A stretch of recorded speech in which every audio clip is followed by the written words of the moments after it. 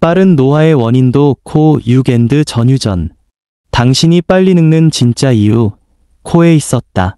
아무도 빨리 늙고 병들고 싶은 사람은 없다. 하지만 노화는 그 누구도 피할 수 없다는 것을 우리는 잘 알고 있다. 피할 수 없는 노화를 늦추기라도 하려고 사람들은 식단에, 운동에 많은 에너지를 쏟고 있지만 노화의 핵심은 놓치고 있다. 노화란 시간이 지남에 따라 생물학적 기능이 점진적으로 저하되는 과정이다. 구체적으로 노화는 세포 수준에서 시작된다. 미토콘드리아 기능이 저하되고 DNA 이손상이 축적되면서 단백질 합성과 분해에 이상이 생기고 세포 재생 능력이 감소된다. 이런 변화는 조직과 기관의 기능 저하로 이어져 근육량 감소, 골밀도 저하, 호르몬 생산 변화, 면역 기전 약화 등을 야기한다. 결과적으로 인지 능력, 감각 기능, 운동 능력, 면역력, 회복력이 점차 쇠퇴하게 된다. 이렇게 전신에 걸쳐 일어나는 노화를 일으키는 핵심은 어디서 찾을 수 있을까? 다름 아닌 바로 호흡에 있다. 특히 코 호흡을 통해서 이루어지는 부비동의 공기순환이 약화되는 것이 각종 노화 현상을 야기시키는 결정적 원인이 된다. 최근 뇌내부 온도를 측정한 연구에서 20대와 40대 참가자들을 비교한 결과 40대 참가자의 뇌 평균 온도가 더 높은 것으로 나타났다. 또한 정상적으로는 밤이 되면 뇌 온도가 낮아지는데 이러한 야간 뇌 온도 감소가 20대보다 40대 참가자에서 현저히 적게 나타났다. 이는 나이가 들수록 뇌의 냉각 기능이 점진적으로 저하된다는 것을 시사한다. 부비동의 순환이 저하되어 뇌에 과열을 시켜주지 못하면 뇌세포의 기능이 저하되고 뇌세포가 사멸하며 복구조차 어려워진다. 이는 결국 뇌노화의 직접적인 원인이 되고 뇌 기능에 저하는 호르몬 생성이나 신경 전달 물질의 이상을 초래해서 신체 각 부분도 노쇠하게 된다. 빠른 노화의 대표적인 사례들을 살펴보자. 30대부터 갱년기 증상을 앓고 있는 환자, 노안이온 환자, 야간류에 시달리는 환자, 오십견이나 척추관엽착증으로 고생하는 환자는 어렵지 않게 만난다. 심지어 40대 초반에 치매 초기 증상을 보이는 환자도 있다. 이 환자들 모두 부비동 기능이 현저히 훼손되어 있었고 여지없이 노화의 가속도가 붙어 이른 나이에 퇴행성 질환을 앓고 있었다. 우리는 부비동이라는 기관에 친숙하지 않다. 그러다 보니 자신의 부비동은 멀쩡하다고 생각할 수 있으나 실은 노화가 진행되면 부비동이 나빠진 것은 이미 그 전부터 진행되고 있던 것이다. 그리고 너무 많은 사람들이 가지고 있는 비염은 사실 부비동염이다. 알레르기 역시 부비동의 문제다. 50대 즈음에서 평생 없던 비염이 생기거나 콧물이 자주 나오고 재채기를 자주 하게 된다.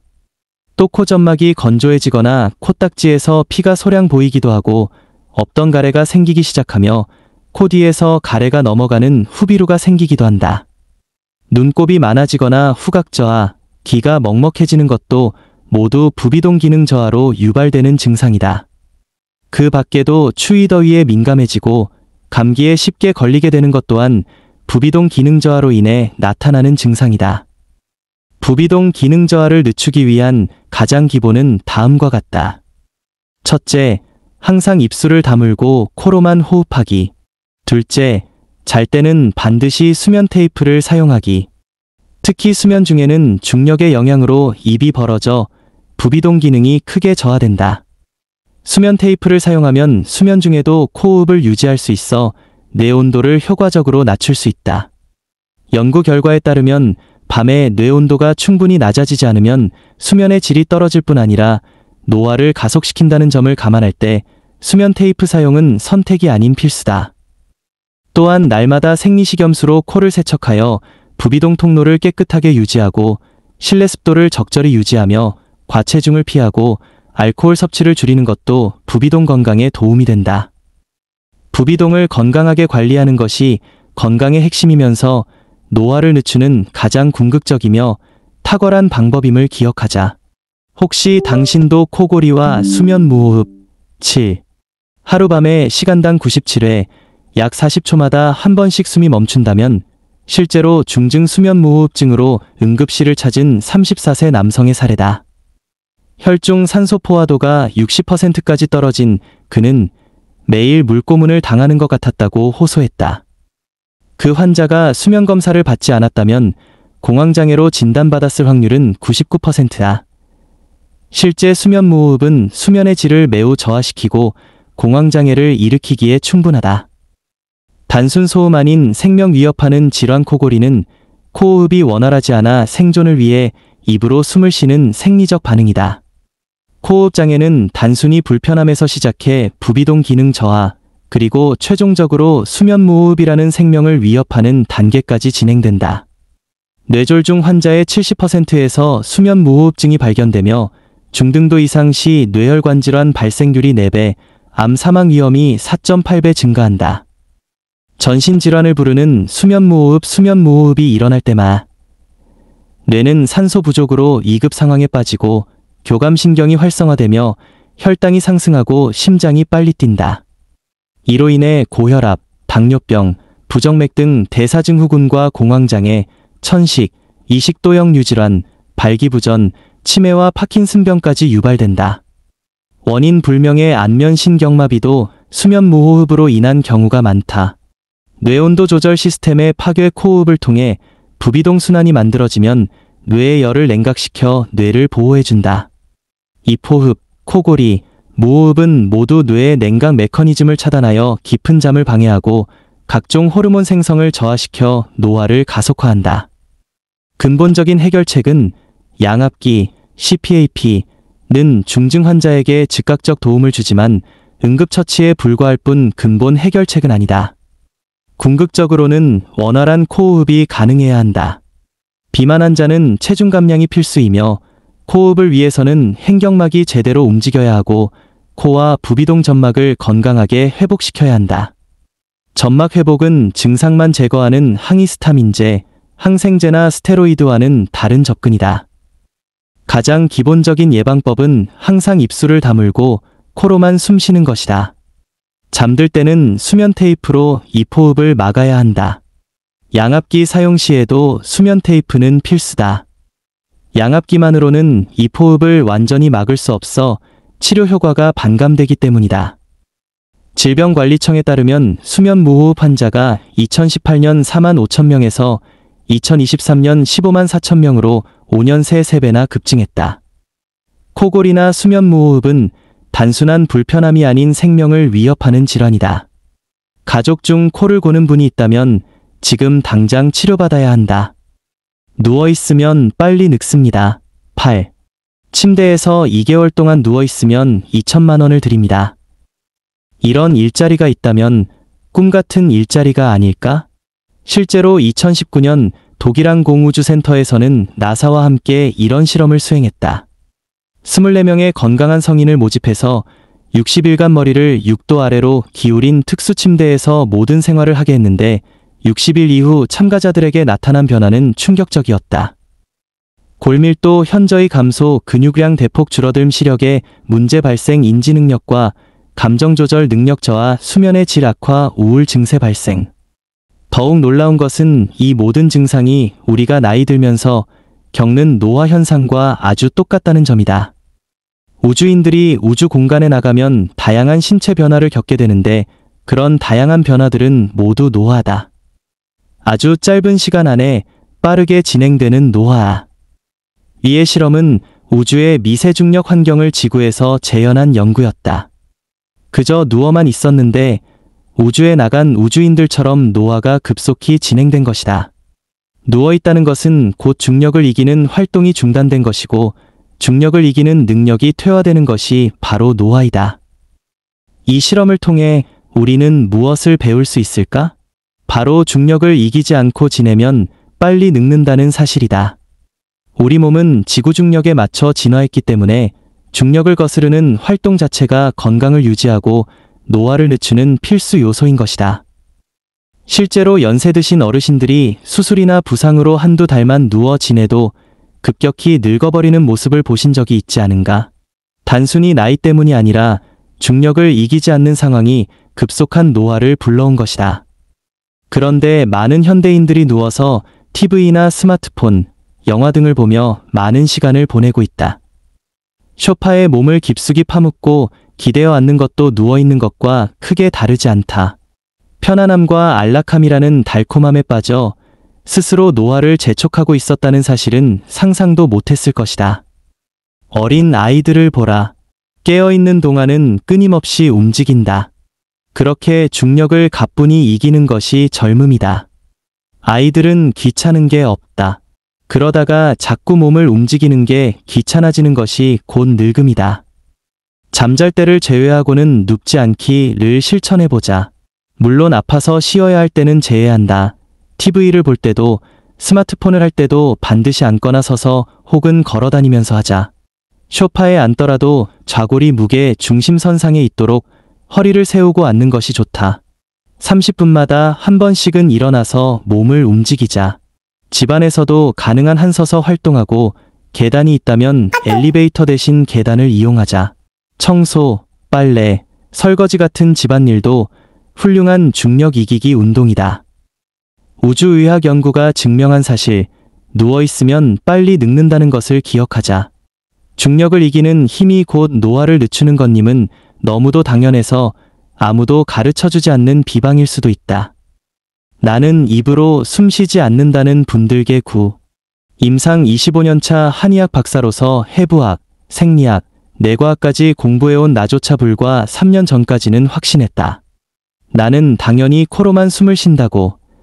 그런데 코호흡을 본격적으로 연구하면서 충격적 사실을 깨달았다. 앞니는 살짝 튀어나와 있고 비중경만곡도 껴 있었다. 입을 크게 벌리면 턱관절에서 소리도 나고 거북목도 심한 편이다. 감기에 걸리면 기침이 오래가고 목에 가래가 끼어 헛기침을 자주 했다. 진료 후엔 항상 입이 말라 물을 자주 마셨고 건조한 계절이면 입술이 텄다. 피부가 예민해져 잘 빨개졌고 몇 해 전엔 원인 모를 두드러기가 밤마다 났었다. 배가 더부룩하거나 속쓰림도 때때로 있었다. 내 몸에 나타났던 이 모든 증상이 이포흡과 연결되어 있었다니. 이포흡을 엄청 하면서도 코로 숨을 잘 쉬고 있다고 착각했던 이유는 이포흡을 우리가 의식하지 못하기 때문이다. 환자들에게 이포흡에 대해 설명을 해도 자신은 입으로 숨쉬지 않는다고 우기는 것도 이해가 간다. 임상 20년을 넘게 했던 의사인 나도 그랬으니 말이다. 코호흡을 하려면 가슴과 배, 횡격막이 움직여야만 한다. 반면 이포흡은 입이 미세하게 벌어져 있으면 그냥 자동적으로 된다. 이포흡은 가슴, 배, 횡격막이 별로 움직이지 않아도 되는 아주 쉬운 호흡이다. 그러나 몸이 이포흡에 길들여지면 코호흡이 순식간에 망가진다. 코호흡을 하기 위해 입술을 잘 다무는 핵심은 혀의 위치다. 침을 삼켜보자. 침이 넘어가는 순간 혀가 입천장에 붙는데 그래야 입술이 잘 다물어진다. 혀가 아래로 내려오면 입술이 중력에 의해 자동으로 벌어지고 게다가 목 근육의 무게중심이 앞으로 이동해 거북목이 되며 척추 균형이 무너진다. 성장기 이포흡은 더 심각하다. 턱이 좁게 성장하고 아래턱은 길게 자란다. 치열이 고르지 못하게 되고 턱관절 장애와 부정교합도 발생한다. 20여 년간 꼼꼼한 치료에도 잘 낫지 않던 환자들의 공통점이 바로 오래된 이포흡이었다. 입으로 숨쉬면 뇌가 제대로 기능하지 못하고 성장 호르몬 분비도 줄어들며 병에서 회복도 안 되고 노화도 빨라진다. 지금 이 순간 당신의 혀는 어디에 있는가? 혀 위치를 의식하지 않으면 바로 벌어지는 입을 자는 내내 다물고 잔다고? 깨어있을 때는 혀 위치를 신경 써서 코호흡을 하고 잘 때는 항상 수면 테이프를 사용해야 한다. 아이가 비염이 있어 입을 벌리고 잔다고 걱정하는 부모들, 남편 입 벌림만 걱정하는 아내들. 실은 본인도 잘 때 똑같이 입이 벌어진다는 걸 왜 모를까? 당신의 뇌는 열받고 있다. 폭염으로 우리 뇌는 더 뜨거워지고 있다. 사진 픽스베이. 우리 몸의 정상 체온은 36.5도 내외로 유지되고 있다는 걸 누구나 알고 있다. 그러면 우리 뇌 온도는 얼마나 될까? 2022년 브레인지에 발표된 연구에 따르면 뇌 손상으로 중환자실에 입원한 환자들 중 하루 중 뇌 온도가 일정하게 유지되는 환자들은 온도 변화가 있는 환자들보다 사망률이 무려 21배 높았다.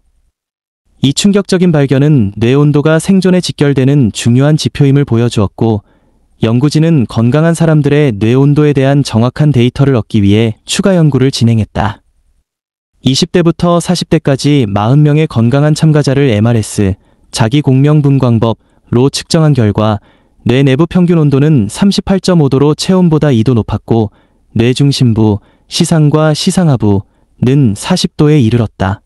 시상하부는 자율신경, 호르몬, 수면주기, 감정, 면역 등을 조절하는 중요한 기관이다.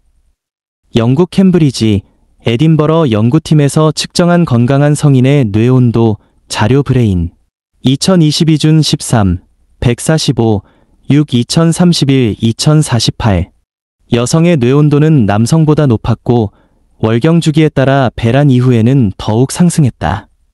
연령이 증가할수록 뇌 평균 온도가 높아졌다. 하루 중에는 아침의 온도가 가장 높고 밤에는 떨어졌는데 40대는 20대보다 밤에 뇌가 덜 식는 경향을 보였다. 밤에 뇌 온도가 떨어지는 것은 건강한 수면의 핵심인데 나이가 들수록 밤에 뇌가 잘 식지 않기에 수면의 질이 저하되며 열대야에 잠을 못 이루는 것도 뇌냉각이 제대로 이루어지지 않기 때문이다. 그뿐만이 아니다. 뇌 손상 후 뇌 온도를 낮추는 치료는 뇌세포가 죽는 것을 막고 재생을 돕는다. 몇 도의 온도 변화만으로도 뇌의 독성, 염증, 자유 라디칼 생성을 억제하고 혈내장벽 안정성을 유지하는 데 도움을 준다. 최근 연구들은 뇌냉각 치료가 급성기 손상 예방뿐 아니라 신경 재생에도 긍정적 영향을 미친다고 강력하게 시사한다.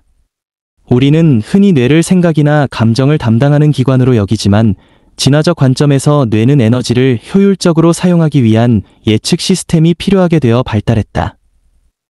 오늘날 인간의 뇌는 인체 에너지의 20%를 소비하며 생명 유지에 필요한 모든 시스템을 관리한다. 이렇게 뇌가 기능하는 과정에서 발생하는 열을 제대로 식히는 것이 뇌 건강과 노화를 늦추는 핵심이다. 우리 일상을 뇌 온도 관리 관점에서 점검해보자.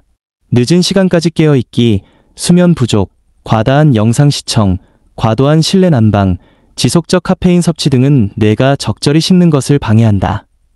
이는 시상하부 기능 이상을 초래해 수면의 질 저하, 호르몬 불균형, 종국에는 인지 기능 저하로까지 이어질 수 있음을 기억하자.